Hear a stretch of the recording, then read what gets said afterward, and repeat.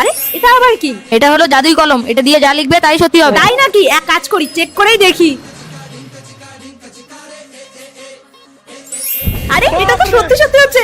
কালকে বড় স্কুলে নিয়ে যাবো। বেঙ্গি তোর আবার কি হলো? আরে দেখ তোরা, গুদুর চুলটা কত সুন্দর সিল্কি সিল্কি করছে। আরে হ্যাঁ কত সত্যি তো। সুন্দর, আর আমার চুলটা আরে বেঙ্গি চিন্তা করিস না, তোরও এরকম চুল হবে। কিভাবে?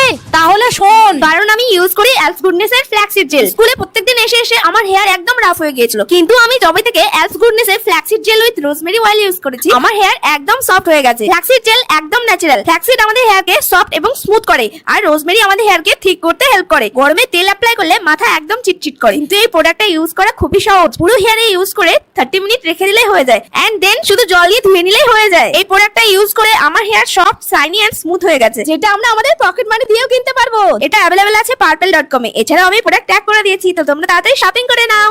আরে বেঙ্গি তুই চিন্তা করিস না, আমার কাছে এমন একটা জিনিস আছে, আমি তোকে এক্ষুনি বানিয়ে দিতে পারবো। আরে দে দে, তাড়াতাড়ি দে। হ্যাঁ হ্যাঁ দিচ্ছি।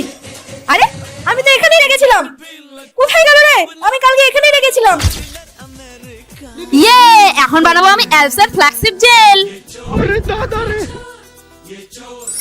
আরে গুদু ভেবেছে ওর একারই চুল সিল্কি হবে, এখন তো আমারও চুল সিল্কি হবে। ইয়ে, বাড়িতেই যাই।